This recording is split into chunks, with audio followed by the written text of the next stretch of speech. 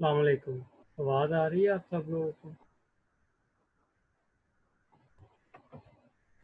आवाज़ आ रही है आप लोगों को? यस सर, आ रही है आवाज़। ठीक हो।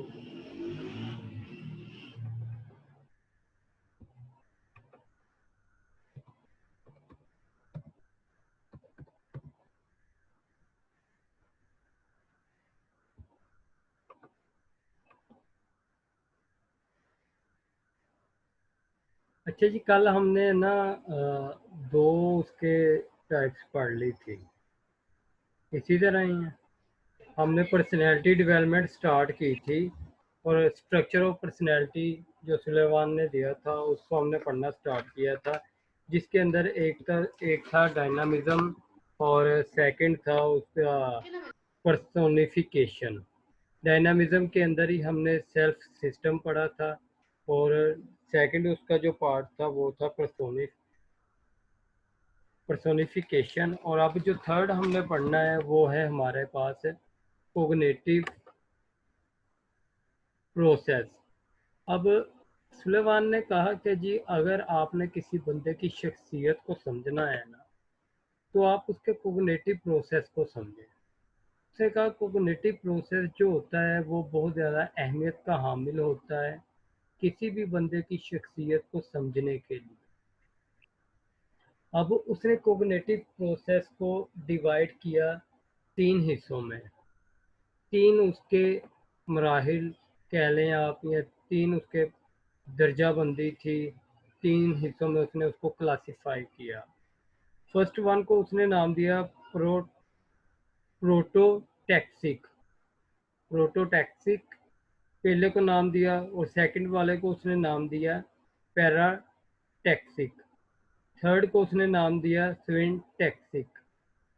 अब प्रोटोटैक्सिक क्या होता है, ये इसका पहला हिस्सा है, पहली इसकी क्लासिफिकेशन का पहला दर्जा है।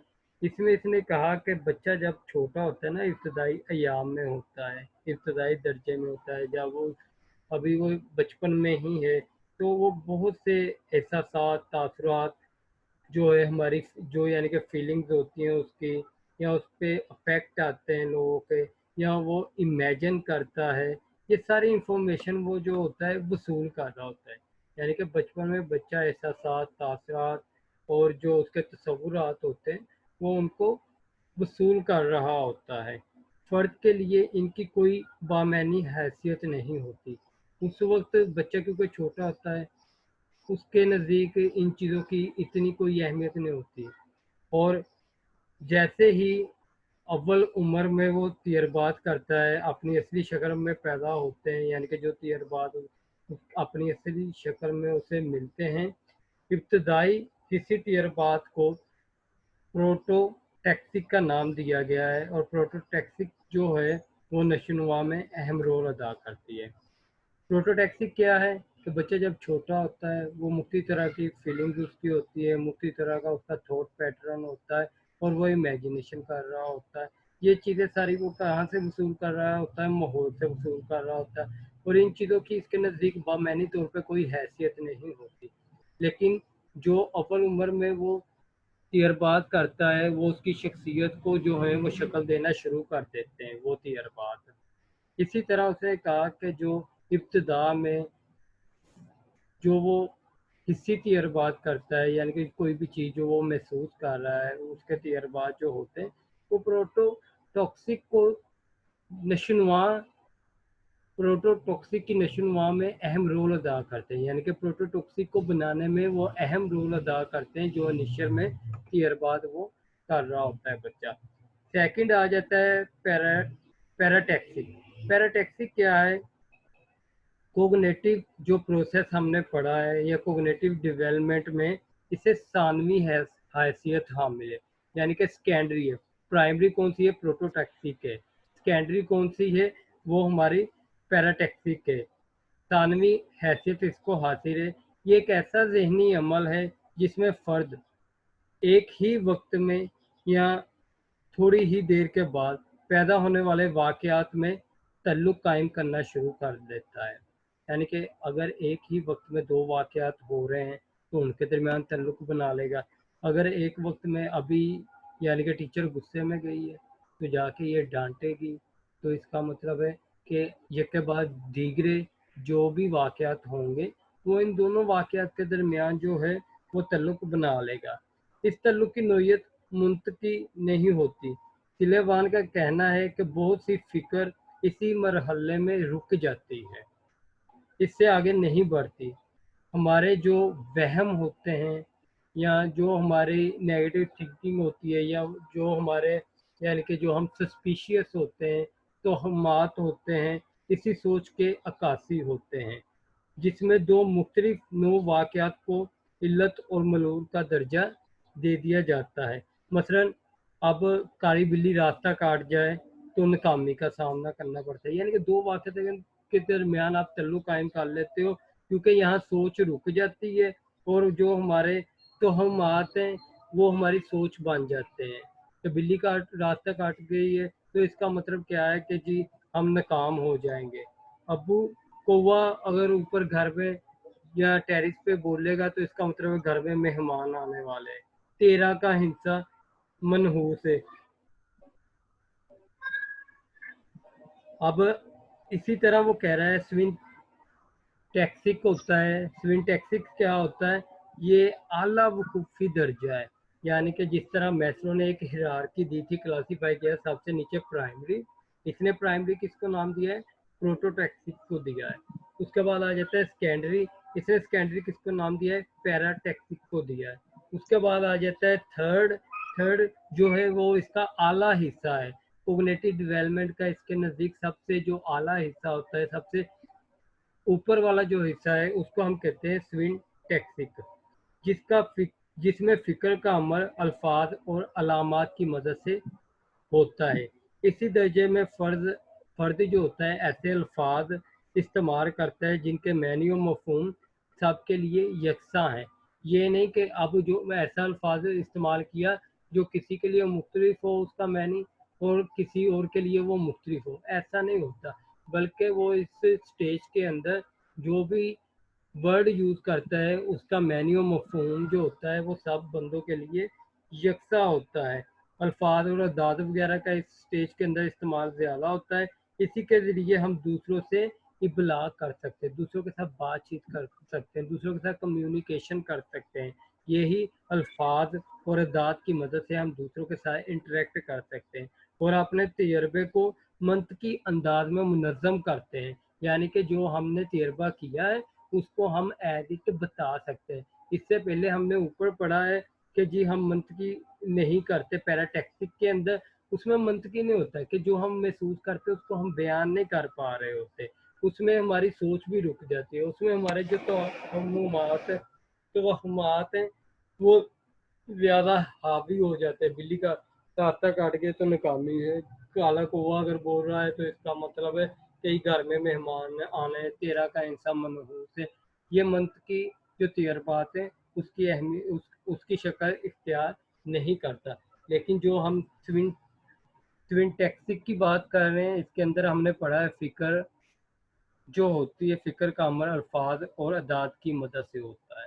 हम एक दूसरे के साथ कम्युनिकेशन करना शुरू कर देते हैं, अल्फाज और अदाद का इस्तेमाल करके हम बातचीत करते हैं और इसी के ज़रिए हम जो होते हैं अपने तजर्बात को मंतकी अंदाज में मुनज़्ज़म करते हैं, यानी कि उनको ऑर्गेनाइज करके हम लोगों के सामने बयान करते हैं। सिलेवान ने जो कोग्निटिव प्रोसेस है इसमें जो इनसाइट होती है یا دور بیش بینی ہم کہتے ہیں کہ دور کی سوچنا، اس کو بہت زیادہ اہمیت دی کہ اگر بندے کو کسی چیز کے بارے میں علم ہونا تو وہ اہم رول ادا کر سکتا ہے کوگنیٹو پروسیس میں. کوگنیٹو پروسیس کی وجہ سے ہی کیونکہ اس کی پرسنالٹی ڈیولپمنٹ ہونی ہوتی ہے. اس کا کہنا ہے کہ فرد اپنے ماضی، حال اور مستقبل کے قریب کے ساتھ زندگی بسر کرتا ہے. وہ وقت جو گزر چکا ہے، جو وقت ہے اور جو آنے والا قریبی آنے والا وقت ہے، اس کے ساتھ وہ زندگی بسر کر رہا ہوتا ہے. یہ سب مل کر فرد کی سوچ اور کردار کو وضع کرتے ہیں. یعنی کہ جو ایک بندے نے پلان بنا لیا ہوتا ہے کہ جی وہ آنے والے وقت میں، آنے والے 1-2 سال میں گھر لے گا یا کار لے گا، یہ اس کا ایک پلان ہوتا ہے. یا جو وقت گزر چکا ہے کہ جی میں نے یہ چیزیں جو ہیں یہ گول اپنے اچیو کر لیے ہیں، آج میں پہلے سے بہت بہتر ہوں، آنے والے وقت میں یہ والی چیزیں بھی لے لوں گا.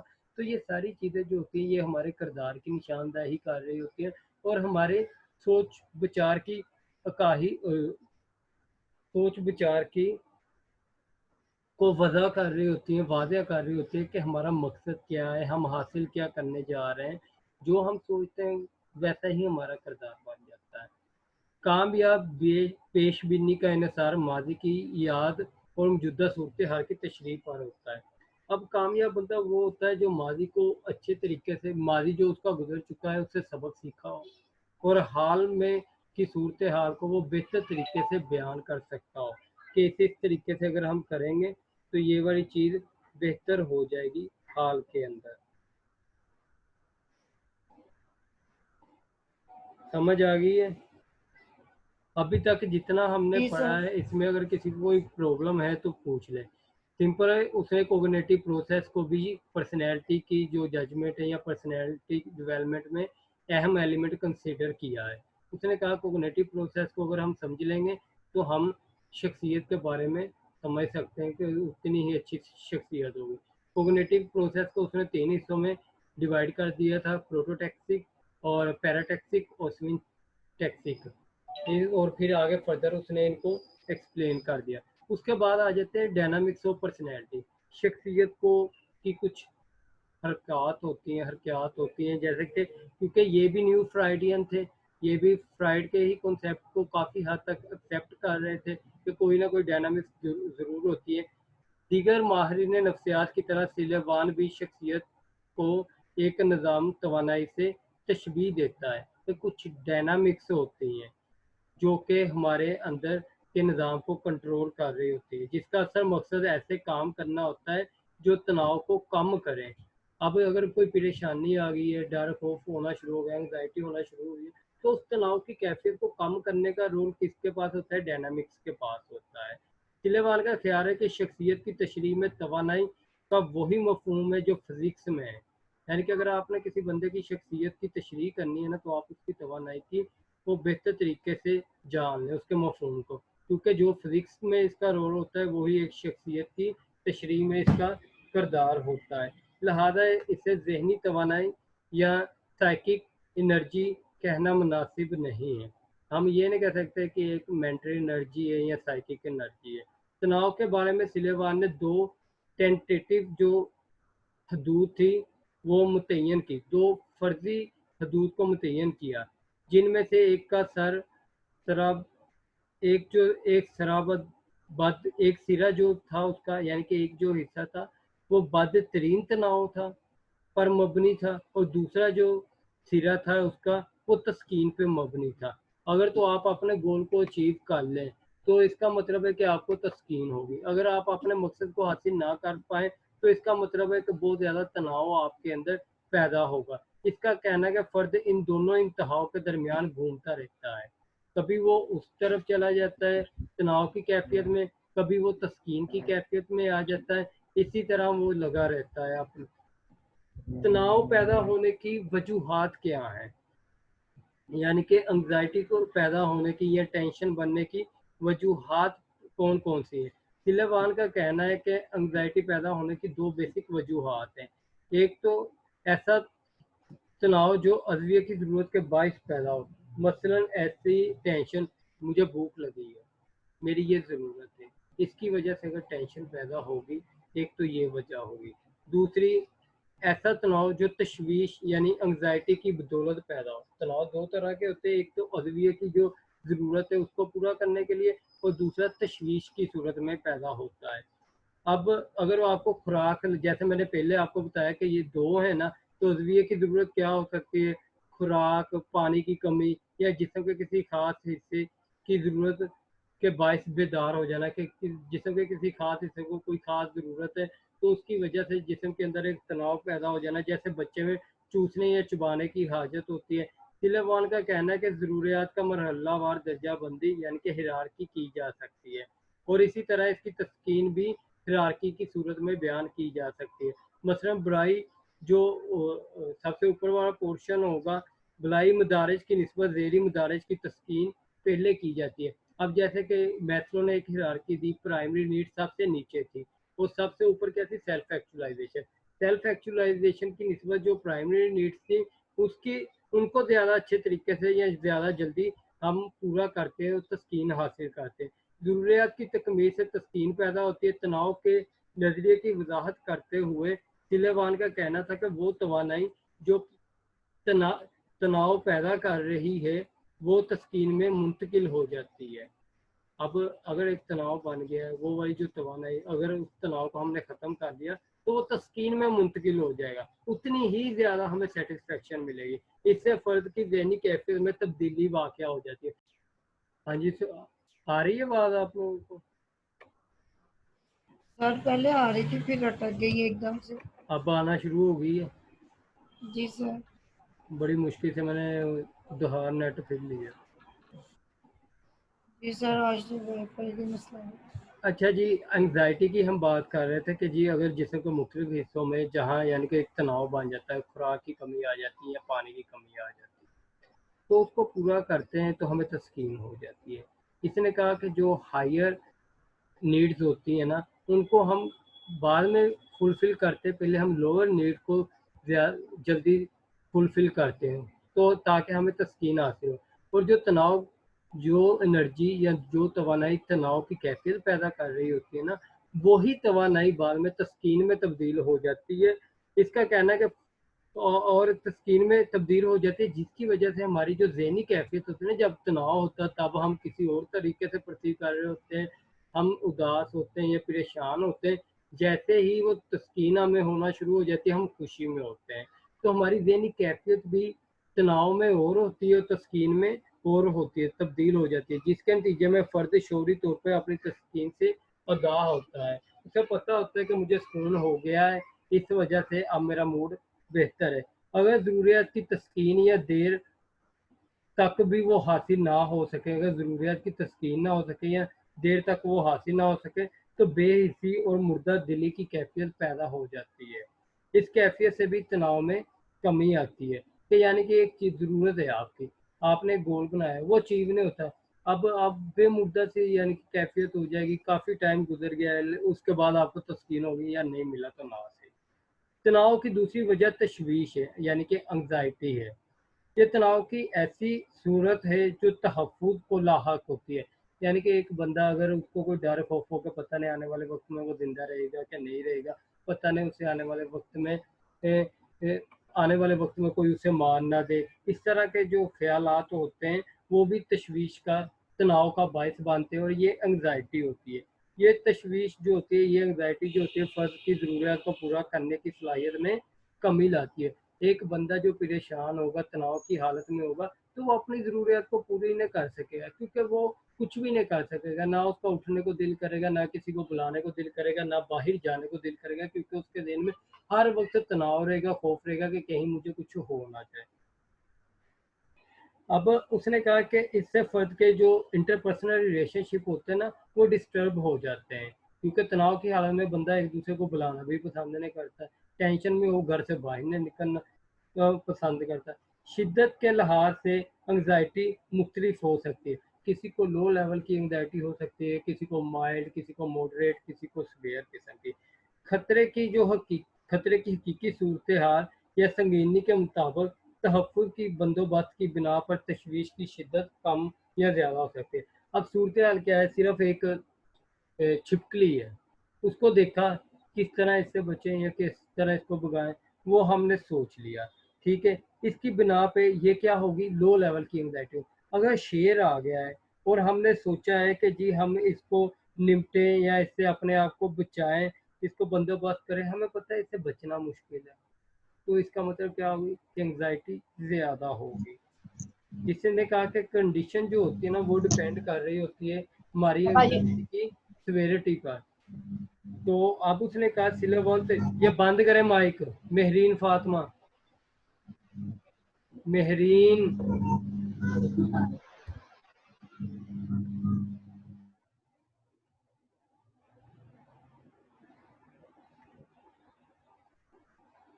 اچھا جی، اس نے کہا کہ جی سلیوان نے انگزائٹی کی مثال سر پر لگی چوٹ سے دی. سر کی شدید چوٹ میں فرد چکرا جاتا ہے، اسے کچھ پتہ نہیں چلتا کہ کیا ہوا ہے. گویا انگزائٹی فرد کو کنفیوز کرتی ہے اور اسے قدرے نسیان کا شکار بھی بنا دیتی ہے، یعنی کہ اس کے اندر کوئی ذہنی پریشانیاں ڈیولپ ہونا، چوٹ لگتی ہے، بندہ بے ہوش ہو جاتا ہے، لیکن اس کے باوجود اس میں ایک تشویش اور ایک انگزائٹی جو ہے وہ کافی حد تک سیویئر ہو جاتی ہے، جو اس میں بعد میں کئی طرح کے مسائل بھی پیدا کر سکتی ہے. اب اس کے بعد آ جاتا ہے انرجی ٹرانسفارمیشن.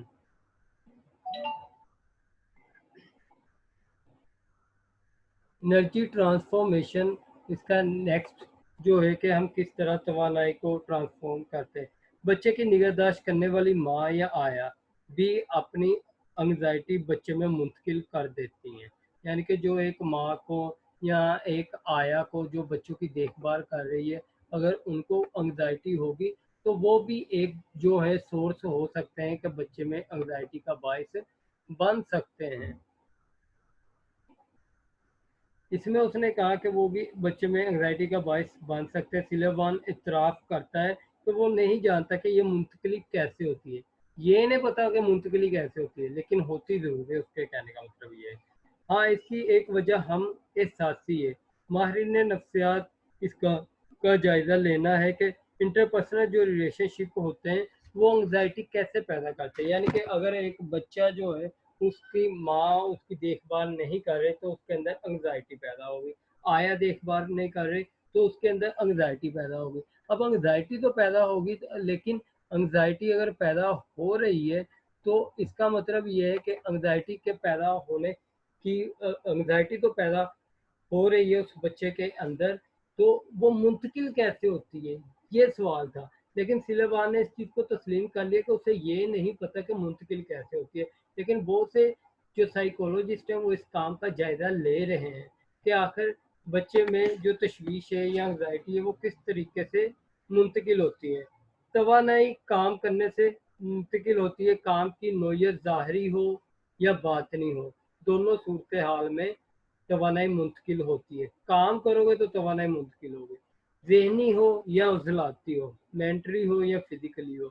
ظاہری ہو، ظاہری سرگرمی کے علاوہ ادراک، یعنی کہ کوئی چیز آپ پرسیو کرتے ہو، اس کو ریمیمبرنگ کرتے ہو یا اس کے بارے میں تھنکنگ کرتے ہو، یہ ساری چیزیں اس زمرے میں آتی ہیں کہ کام ہو رہا ہے. سلیوان کا کہنا ہے کہ انٹرنل یا ایکسٹرنل جتنی بھی ایکٹیویٹیز اس مقصد کے لیے ہوتی ہیں وہ تناؤ سے نجات حاصل کرنے کے لیے ہوتی ہے. اس کا کہنا ہے کہ انسٹنکٹیولی جو ایک ہیومن بینگ ہے اس کے بنیاد جو ہے وہ موٹیویشن پر نہیں ہے، فرد کے کردار کی کوئی جبلی وجہ نہیں ہے، کوئی انسٹنکٹیو وجہ نہیں ہے، بلکہ فرد دوسرے لوگوں سے مل جل کے جو کچھ سیکھتا ہے ویسا ہی اس کا کردار بننا شروع ہو جاتا ہے. یعنی کہ ایک چیز کے جی کوئی پیچھے محرک ہو ایسا نہیں ہوتا، یہ چیز کے جی کوئی انسٹنکٹ ہو ایسا نہیں ہوتا، بلکہ انسان وہی کچھ کرتا ہے جو وہ آپس میں اس کے انٹرپرسنل ریلیشن شپ سے وہ سیکھتا ہے. اس کے بعد آ جاتا ہے ہمارا ڈیولپمنٹ آف پرسنالٹی. ایک بچہ جو ہے وہ بلوغت تک پہنچنے میں جن حالات سے گزرتا ہے اور دوسروں کے ساتھ جو وہ مل جل کے زندگی گزارتا ہے وہ فرد کی تشکیل کرتے ہیں کہ کن حالات سے گزر کے وہ بلوغت تک پہنچا اور کس طریقے سے وہ لوگوں کے ساتھ ملتا جلتا رہا ہے، بات چیت کرتا رہا ہے، یہ چیزیں جو ہوتی ہیں وہ شخصیت کی تشکیل میں اہم رول ادا کرتی ہیں۔ شخصیت کی نشو و نما کے حوالے سے طلباء نے اگرچہ سائیکک سوشل نظریہ جو تھا وہ پیش کیا، سائیکولوجیکل سوشل نظریہ پیش کیا، مگر اس نے حیاتیاتی عوامل کو بھی رد نہیں کیا، تاہم اس نے انہیں ثانوی حیثیت دی، یعنی کہ سیکنڈری امپورٹنس دی، لیکن پرائمری امپورٹنس کس کو دی کہ انٹرپرسنل ریلیشن شپ کو، اور جن حالات سے وہ گزر کے وہ بلوغت میں گیا ہے ان چیزوں کو اس نے پرائمری دی، اور سیکنڈری حیاتیاتی جو ہیں ان چیزوں کو دی۔ سلیوان کا کہنا ہے کہ فرد جو ہوتا ہے وہ مچور 6 سٹیجز سے گزر کے ہوتا ہے، اگر وہ 6 سٹیجز سے گزرتا ہے تو پھر وہ میچور ہوتا ہے، یہ سلیوان کا کہنا تھا۔ یہ جو سٹیجز ہوتی ہیں یہ مغربی یا یورپی ثقافت کے مطابق ہیں، دیگر معاشروں میں یہ مختلف ہو سکتی ہیں۔ سلیوان نے ان مدارج کے لیے عمر کا تعین نہیں کیا، بلکہ اس کا کہنا ہے کہ مخصوص تجربات انہیں ایک دوسرے سے الگ کرتے ہیں۔ یہ نہیں ہوتا کہ اگر اس کی عمر زیادہ ہے تو اس وجہ سے یہ مختلف نہیں، جو انہوں نے تجربات کیے ہیں وہ تجربات انہیں دوسرے بندوں سے مختلف کرتے ہیں، یہ چیز زیادہ اہمیت کی حامل ہوتی ہے۔ اب اس نے سب سے پہلی سٹیج کو نام دیا انفینسی کا۔ یہ دور پیدائش سے لے کے جو ہلکے پھلکے توتلے الفاظ ادا کرنے کی عمر تک رہتا ہے، بچہ ماں ماما ماما اس طرح کرنا شروع کر دیتا ہے، تو وہ جو توتلے الفاظ ہوتے ہیں یہ سر آپ بچے کی آواز بہت زیادہ کٹ رہی ہے۔ اب کٹ رہی ہے کہ اب ٹھیک ہے؟ سر کبھی ٹھیک ہو جاتی ہے کبھی ٹھیک، یعنی کہ 2-3 منٹ کے بعد میں دوبارہ سے کٹنا سٹارٹ ہوتا۔ اب ٹھیک ہے کہ نہیں؟ اب ٹھیک ہے۔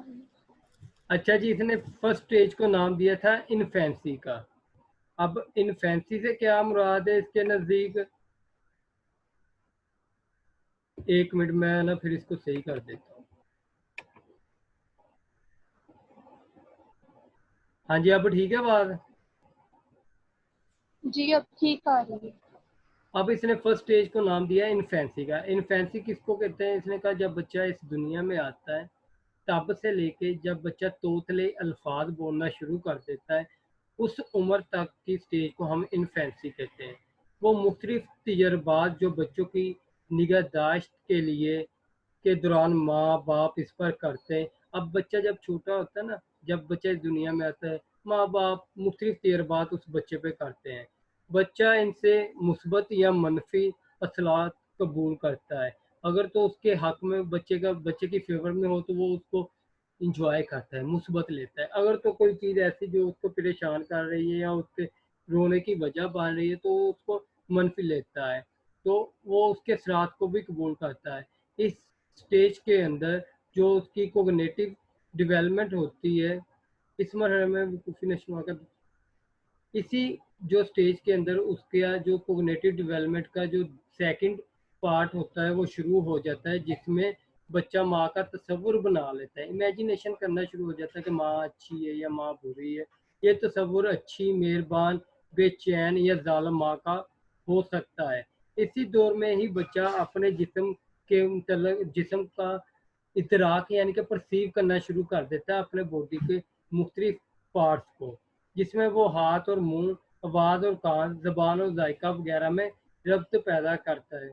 اب بچپن انفینسی میں ہی اس کی ذات کا نظام جو ہے وہ تشکیل پانا شروع ہو جاتا ہے، جیسے کہ ہم نے اسٹرکچر اور پرسنالٹی میں پڑھا تھا، اس کا سسٹم سیلف ڈیولپمنٹ کا سسٹم، اس میں یہی ہے نا کہ جو تجربات بچہ سیکھتا ہے اس کی بیس پہ اس کی شخصیت بننا شروع ہو جاتی ہے۔ اب اسی سٹیج کے اندر جو بچہ ہے وہ تجربات سیکھنا ماں باپ کی طرف سے اس کو مختلف طرح کے تجربات کا سامنا کرنا پڑتا ہے، جو مثبت بھی ہو سکتے ہیں اور منفی بھی، اور وہ دونوں کے اثرات کو چاہے وہ مثبت و منفی ہو ان کے اثرات کو قبول کرتا ہے، اور اسی سٹیج کے اندر اس کا دوسرا مرحلہ جو کوگنیٹو پروسیس کا ہے وہ شروع ہو جاتا ہے، جس میں وہ ماں کے بارے میں جو تصور بنانا شروع کر دیتا ہے، ماں اچھی ہے، ماں بری ہے، ماں ظالم ہے، ماں مہربان ہے، اور اس کے ساتھ ساتھ اس کا اپنے جو جسم کے مختلف حصے ہیں ان کے درمیان بھی یہ ربط قائم کرنا شروع کر دیتا ہے، جیسے ہاتھ، پاؤں، زبان اور ذائقہ وغیرہ، آواز، کان، یہ ساری چیزوں اس طرح سے ایک جو ہے سیلف ڈیولپمنٹ کا جو سسٹم ہے وہ بننا شروع ہو جاتا ہے۔ اس کے بعد آ جاتا ہے اس کی سیکنڈ اسٹیج چائلڈ ہوڈ۔ یہ دور زبان کے استعمال سے شروع ہوتا ہے، یعنی کہ بچہ سے ہی الفاظ بولنا شروع کر دیتا ہے، جملے بولنا شروع کرتا ہے، جس کے ساتھ ہی کوگنیٹو ڈیولپمنٹ کا اعلیٰ درجہ بھی شروع ہو جاتا ہے۔ یہ دور کھیل کے دوران ساتھی کی خواہش یا ضرورت تک جاری رہتا ہے، یعنی کہ کھیل کے دوران اگر کوئی آپ کا جو کمپینین ہے یا جو آپ کا ساتھی ہے اس کی خواہش یا ضرورت تک یہ دور جو ہے وہ جاری رہتا ہے۔ اس دور میں بچہ دیگر کاموں میں بھی مہارت حاصل کرنے لگتا ہے، اس کی ذات کا نظام پختہ ہونے لگتا ہے اور بچے میں جنس کا تعقل پیدا ہو جاتا ہے کہ اسے پتہ چل جاتا ہے کہ وہ میل ہے کہ فیمیل ہے، کہ اس نے کس طرح سے رہنا ہے۔ یہ ساری چیزیں اس کی کوگنیٹو ڈیولپمنٹ اس حساب سے ہونا شروع ہو جاتی ہے۔ اس دور میں لڑکا اور لڑکی معاشرے کی توقعات کے مطابق اپنا کردار ادا کرتے ہیں۔ اب معاشرے کی توقعات کیا ہے کہ اگر لڑکی ہے تو اس نے دوپٹہ لے کے باہر جانا ہے، اگر لڑکا ہے تو اس نے وہ گھر کے کام نہیں کرنے، ہانڈی روٹی نہیں کرنی۔ تو یہ معاشرے کی توقعات کے مطابق جو لڑکا اور لڑکی جو ہیں وہ اپنا اپنا کردار ادا کرنا شروع کر دیتے ہیں۔ اس دور میں جو میلیفولنٹ ٹرانسفارمیشن ہوتی ہے، یعنی کینہ، بدخوئی کا احساس جو ہوتا ہے وہ پیدا ہونا شروع ہو جاتا ہے، دوسروں کو خلاف باتیں کرنی، دوسروں کے بدخوئیاں کرنی، کینہ، دل میں بغض رکھنا، یہ ساری چیزیں اس دور میں شروع ہو جاتی ہیں، جس کی بدولت بچہ یہ خیال کرتا ہے کہ وہ دشمنوں میں رہتا ہے۔ بچے میں اگر یہ احساس شدت اختیار کر جائے کہ وہ دشمنوں میں رہتا ہے تو اس کا کردار منفی ہو جاتا ہے۔ ایسی صورت میں بچہ خود کو الگ تھلگ کر لیتا ہے، ایک کمرے میں بند کر لیتا ہے، آئسولیٹ رہنا شروع کر دیتا ہے، اس کے انٹرپرسنل ریلیشن شپ وہ ڈسٹرب ہونا شروع ہو جاتے ہیں، وہ تنہائی پسند ہو جاتا ہے، جس کے نتیجے میں اس کے انٹرپرسنل ریلیشن شپ جو ہوتے ہیں وہ تباہ و برباد ہو جاتے ہیں۔ اس کے بعد آ جاتا ہے جوویلائن، نو عمری۔ یہ دور اسکول جانے کی عمر سے شروع ہو جاتا ہے۔ اس دور میں بچہ خاندان کے علاوہ دیگر افراد کے حاکمانہ رویے کا بھی سامنا کرتا ہے۔ اب خاندان کے علاوہ جو دیگر محلے والے، ادھر آؤ بات سنو، یہ کر کے آؤ، وہ کر کے آؤ، ورنہ تمہارے ابو یا تمہاری امی کو بتا دیں گے، ٹیچر ہو گئے یا اور جو مختلف لوگ ہیں، ان سب کے رویے کا، حاکمانہ رویے کا اسے سامنا کرنا پڑتا ہے۔ نو عمری میں بچہ مقابلہ بازی، تعاون جیسے گر وہی جذبات سیکھنے کے ساتھ ساتھ نکتہ چینی، تحقیر اور گروہ بندی کے احساسات بھی سیکھتا ہے۔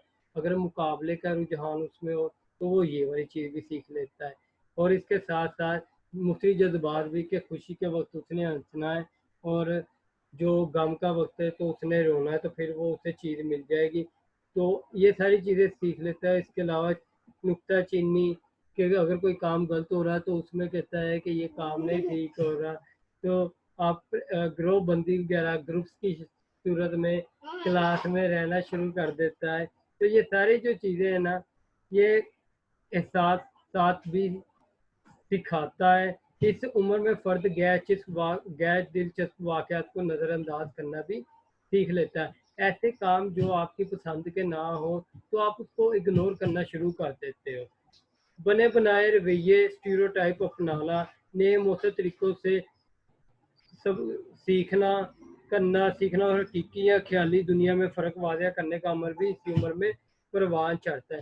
یعنی کہ ایک جو چیز آپ کے ذہن میں پہلے ہی آپ نے ہر چیز کو اسی طریقے سے وہ پرسیو کرنا شروع کر دیا، اسٹیریوٹائپس آپ کے بنے ہوئے ہیں کہ یہ ایسا ہے ایسا ہے، اور اسی طریقے سے وہ سبلیمیشن کا کنسیپٹ بھی اس میں یوز ہوتا ہے کہ بندہ اس میں کچھ چینجنگ لا کے، جیسے ہم کہہ رہے تھے کہ جی ایک کیا نہ کرو، میں نے کیا کیا ہے، میں تو پڑھا رہا ہوں، میں نے کیا کیا، سبلیمیشن کرنا سیکھنا اور حقیقی یا خیالی دنیا میں فرق واضح کرنا اسی عمر میں ہوتا ہے۔ اس کے بعد آ جاتی ہے اسٹیج پری اڈولسن۔ اس دور کا آغاز ہم جنس دوست بنانے میں آپ دیکھیں نا، جیسے آپ لوگوں अर्ली एडोलसेंस में कि या स्कूल में 9th 10th वाले हो गए, ये क्या करते हैं कि जी गर्ल्स जो है गर्ल्स के साथ बैठना शुरू कर देती हैं, बॉयज़ जो है बॉयज़ का ग्रुप बंदी या फ्रेंडशिप करना शुरू कर देते हैं, और इसके साथ साथ बहुत करीबी ताल्लुक कायम कर लेते हैं। पक्के दोस्त की अदम जुदगी में बच्चा तन्हाई पसंद हो जाता है कि अगर आपका एक दिन दोस्त ना आया हो क्लास में तो आप आइसोलेट हो जाएंगे, आपका कोई काम करने को दिल नहीं करेगा। क्या मैंने क्या कहा?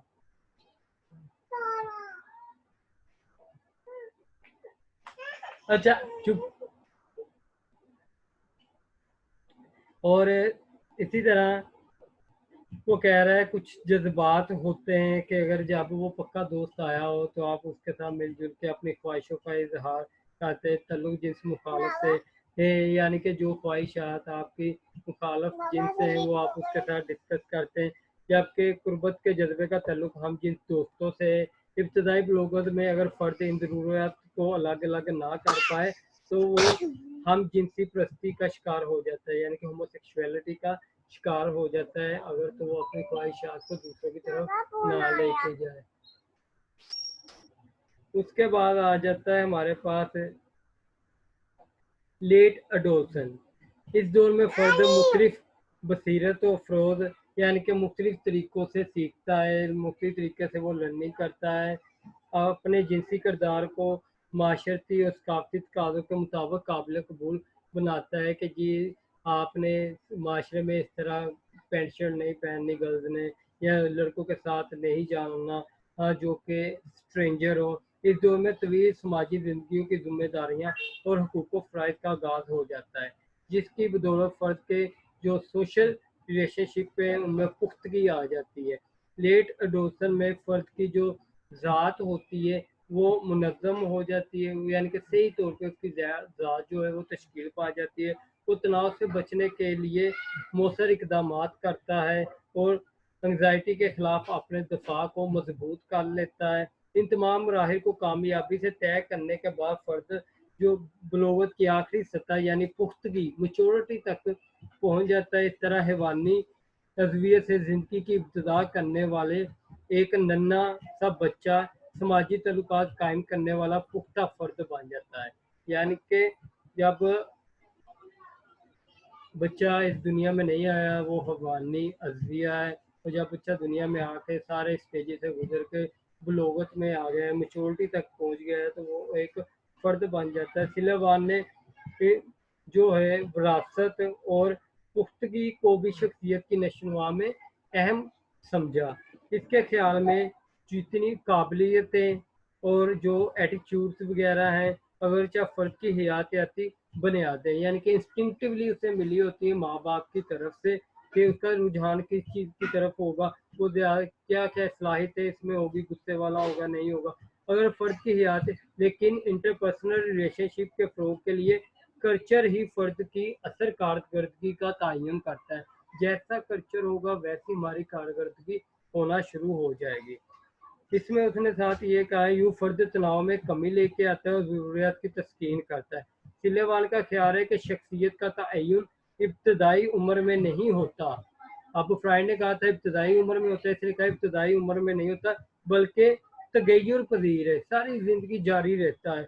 जब भी समाजी तल्लुकात में तब्दीली आएगी फ़र्द की शख्सियत भी तब्दील होगी। जैसे आपके इंटरपर्सनल रिलेशनशिप चेंज होंगे आपकी पर्सनैलिटी भी चेंज होगी, क्योंकि इंसान लचकदार है और अडोप्ट करता है, मुताबकत पसंद है कि जो नई चीज़ें आती हैं उन्हें वो उनसे सीखता है, उनको अडोप्ट करने की कोशिश करता है। ये था हमारा सुलेवान का नज़रिया। ये हमारा जो था टॉपिक जो है वो कंप्लीट हो गया। इसमें हमने बायोग्राफी पढ़ी उसकी, उसका स्ट्रक्चर ऑफ पर्सनैलिटी पढ़ा, डायनामिक्स उसकी पढ़ी,